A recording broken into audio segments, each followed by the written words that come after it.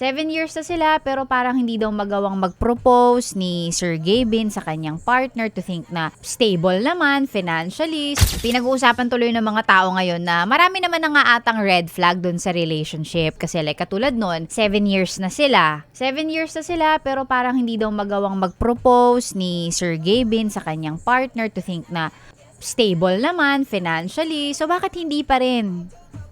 Guys, ganun talaga kapag hindi nakikita nung tao ang sarili niya settling down with that person, hindi talaga niya yan yayayain magpakasal.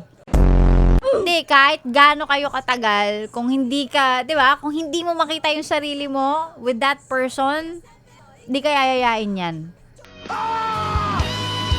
Kasi bakit merong mga kakakilala lang, wala pang 1 taon, niyaya nang magpakasal. Di ba? May mga kwentong ganun. Yung antagal nung girlfriend niya, tapos may nakilalang bago after 3 months or a few months, nag-propose, kinasal.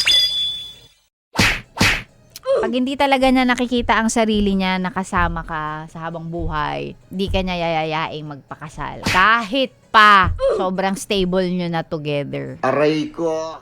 Ganun talaga eh. Sinasabi ko sa inyo na kapag pag hindi talaga niya nakikita, pag hindi niya nakikita ang sarili niya with that person, hindi niya yan yayayain. 괜찮아요.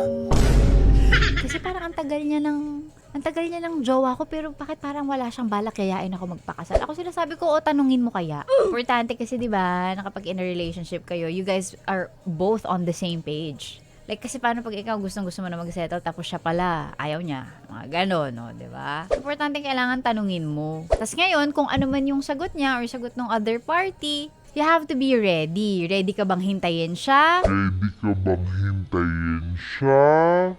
Or, kung non-negotiable mo yon at gusto mo nang mag-start ng pamilya, then choice mo na, ganun.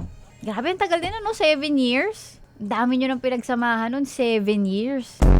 Ako, ang pinakamatagal ko ata 5. Wow! Tapos nag-break kami. Pero madali ko lang din nakalimutan kasi nagalit ako sa kanya. So siguro baka si Ma'am Elma, madali lang niya makakalimutan kasi kung may halong galit na to.